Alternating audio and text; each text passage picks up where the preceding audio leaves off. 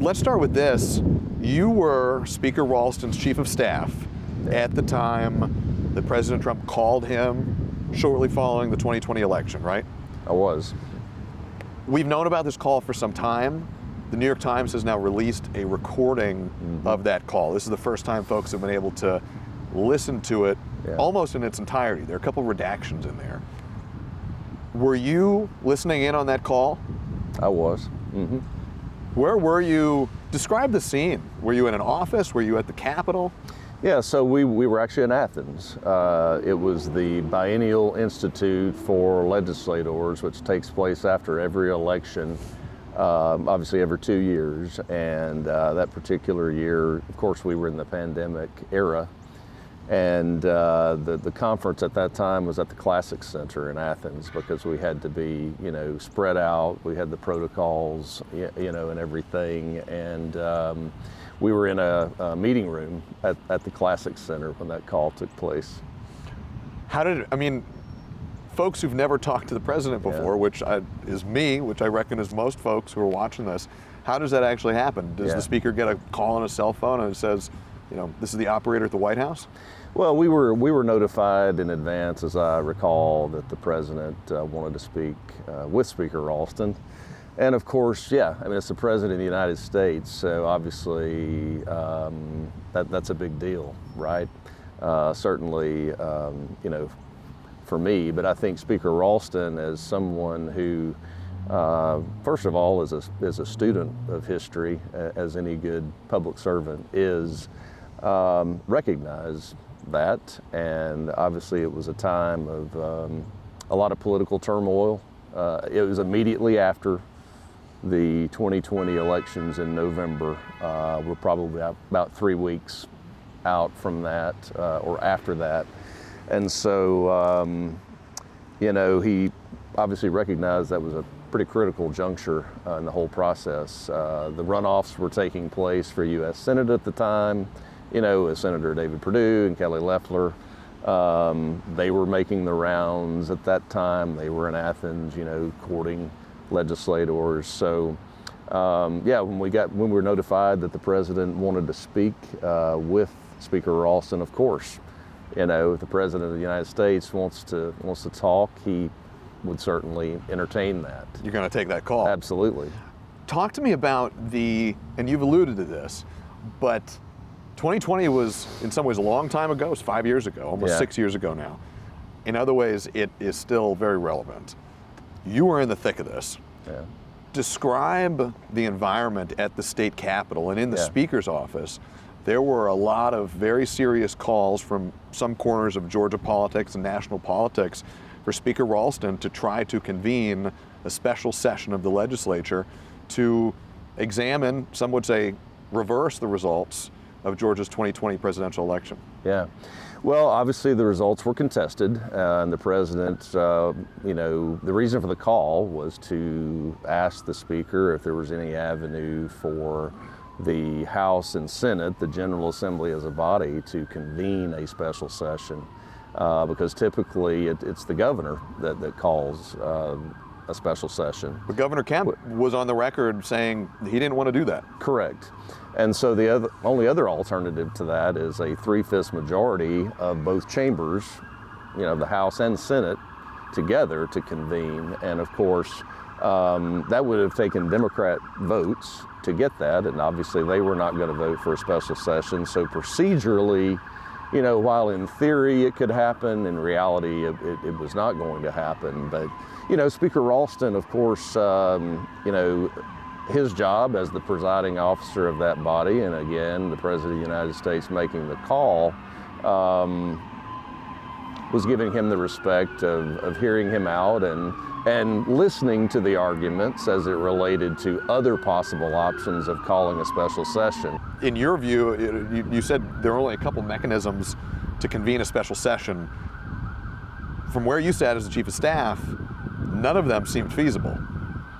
Well, again, yes, Governor Kemp had sort of made it clear that, he was not going to call a special session, which is his prerogative. The president obviously wanted him to do that. And, they were making calls to see who might be open to exploring other options. We heard legal arguments from Rudy Giuliani and others as to why they thought, the General Assembly could convene on its own, regardless of what the Georgia State Constitution said.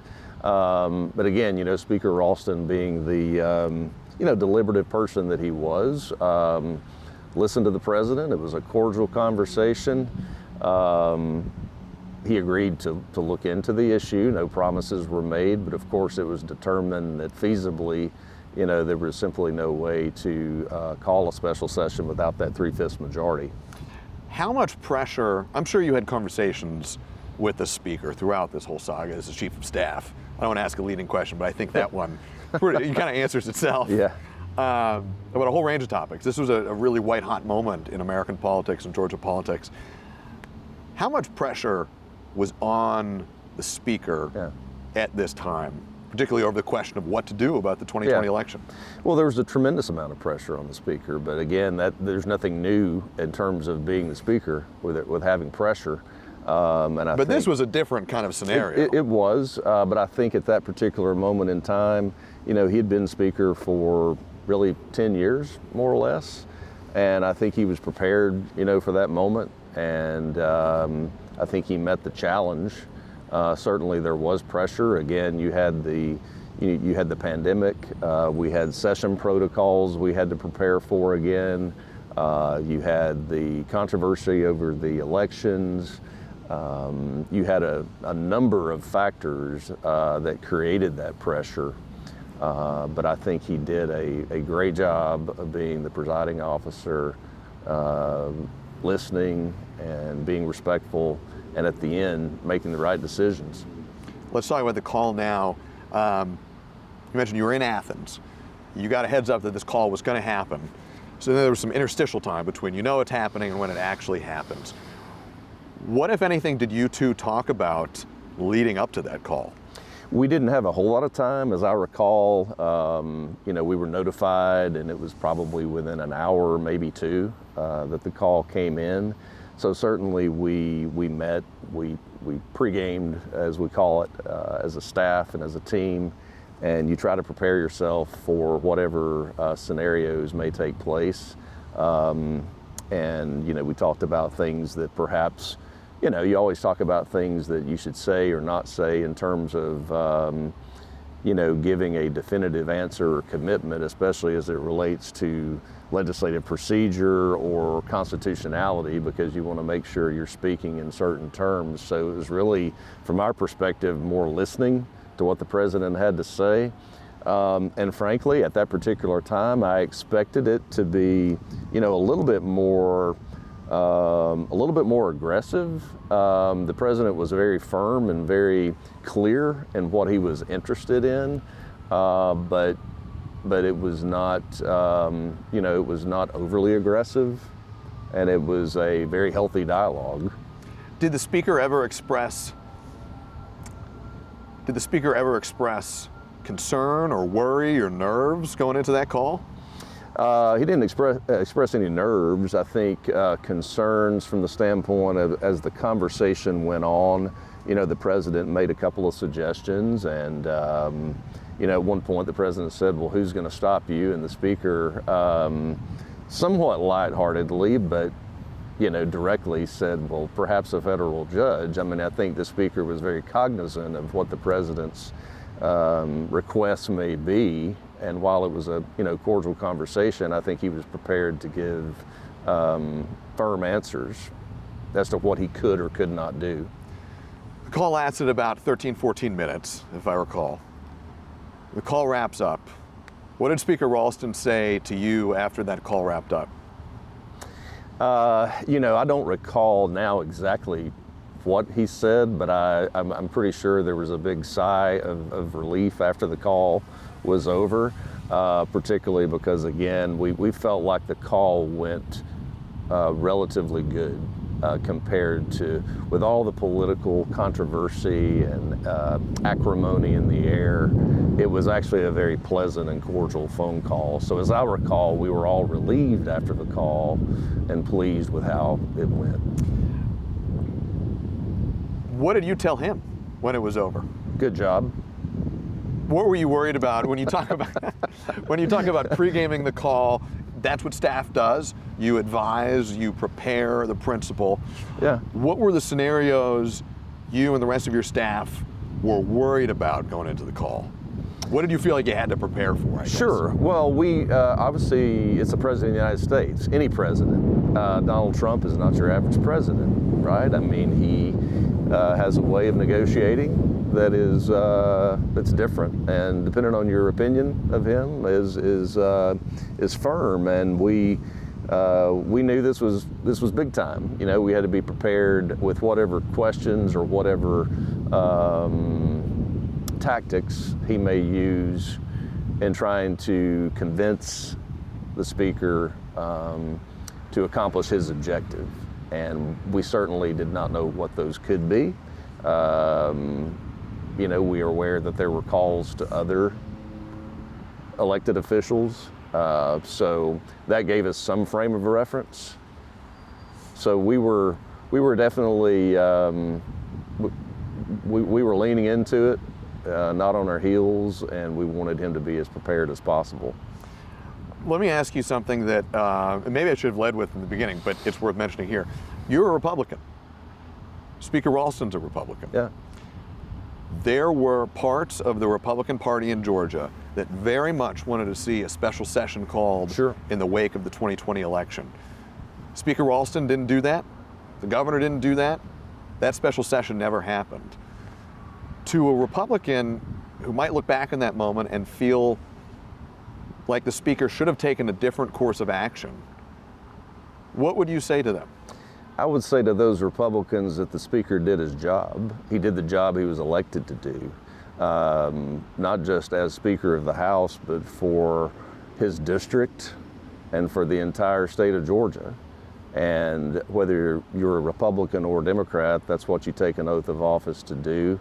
I believe that he did that, and that if he were here today and could go back and do it again, he would do the same thing. He could not call a special session himself, so he did his job.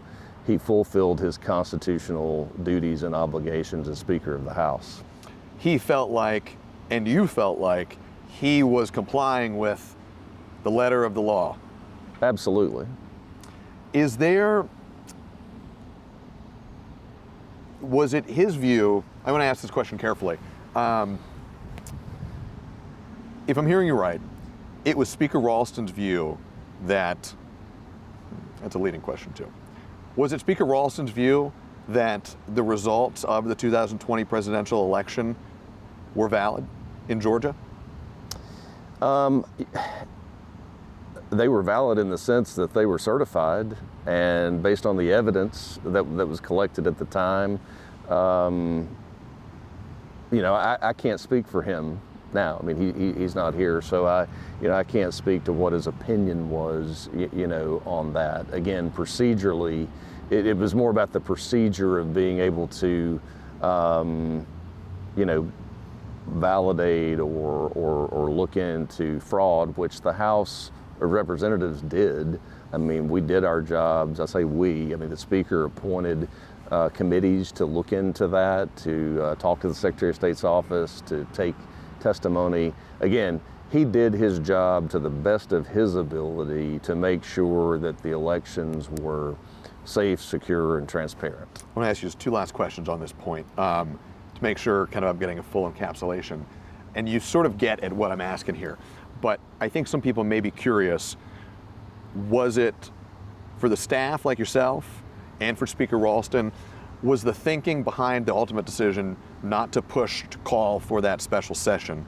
Was it that it was the staff view and the Speaker's office's view that the election results were valid? Was it the staff's view and the Speaker's office's view that there was no procedural legal mechanism to call for the special session? Was it both of those factors, or was it something else? It was our view that there was no procedural legal way to call a special session short of the 3/5, and again, the governor calling the special session. As it relates to the the evidence at the time or the supposed, fraud, the key for us was not making a knee-jerk decision. I mean, this is a critical moment in history, and as we look back now, as you pointed out earlier, it's something that obviously is still with us, which again stresses the need not to be knee-jerk and to be deliberative and make sure you have the facts before you make any decision of that significance. That was our approach. Sounds like when you look back on it, Chief of Staff, you play an incredibly important role in the Speaker's office. When you look back on your role in that decision at that time, do you have any regrets? No, not at all. I think, the good, the bad, the ugly, it was the opportunity of a lifetime, and I feel honored and privileged to have been a part of it. Did you ever think, what were your thoughts? What were your thoughts when you were listening to the President of the United States calling the Speaker of the Georgia State House, asking for a special session to potentially reverse election results in Georgia? Well, as someone who is from the rural mountains of North Georgia myself, I was having to do a reality check on the fact, that we were on the phone call with the President of the United States. But again, that's a big deal. I don't care who you are or where you're from. And I know that the Speaker himself grasped the gravity of that moment. And I think, the legacy for him is, again, that he did his job. And I think that's the most important thing, for the people of Georgia to remember. Did you think it was appropriate for the President to be making the request that he was making? Yes, I do. I do think it was appropriate. I mean, a lot of people think that, he shouldn't have even asked those kind of questions. Well, there's a difference in making inquiries and actually, doing something that may be a violation of the law. From my perspective, he did not ask or do anything that was inappropriate or illegal. And just to be clear, are you speaking just in terms of the conversation between Speaker Ralston and the President, or I'm speaking of that conversation that I was privy to. I would imagine reaction to Speaker Ralston's decision was mixed, as Sure. was the reaction to Governor Kemp's decision not to push forward with this special election path. Reaction was mixed. Did the Speaker get any blowback from constituents, from Georgians, for his decision? Sure. I mean, there's always blowback on any type of decision, whether it's this or as it relates to any policy initiative. Did anything rise to the level of threats? Not to my knowledge. Not to my knowledge in regard to Speaker Ralston. There were certainly people who were unhappy, and there always are going to be people who are unhappy. There are people who are never satisfied until they get 100% of what they want. It's an all or nothing mentality, which unfortunately permeates, and on both sides of the aisle these days. But he did not let that, deter him as it related to making those decisions. Do you think, had a different person been the Speaker of the House at that time, do you think the ultimate decision would have been different? That's hard to say, and I really don't want to speculate on that. I think there's a lot of good people. We have a great Speaker now. That was just his moment in time. Spiro, is there anything I missed that you think is important that you think folks should know about that moment? I think, again, just to make the point of, he was placed in that moment in time. Myself and all of our staff, we feel fortunate that we were able to be with him and support him during that time.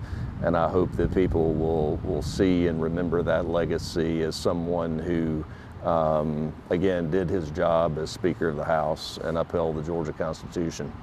There are a lot of people, there are some people who look back on that saga following the 2020 election and think that that was a moment where the system was really tested. In some ways, some people say the system broke. When you look back on how things worked at the Speaker's office, this phone call from the President, it sounds like what you're saying is, in your view, the system worked as it was supposed to. I think the system worked. I mean, we have a system of checks and balances for a reason. I don't always like the outcomes of what takes place. Unfortunately, a lot of folks have a narrow view of history. We only remember what happened yesterday and what may happen tomorrow. We've had controversies in this country and in this state, since the founding fathers. And so I personally believe the system worked. Is it perfect? No. Is it still with us? Yes. But it's an exercise that will continue. And, we have good people in those positions now, and we just have to hope and pray that they make good decisions as well. It's a good place to end it. Spiro Amburn, former Chief of Staff to Speaker Ralston and to current Speaker John Burns. Appreciate it.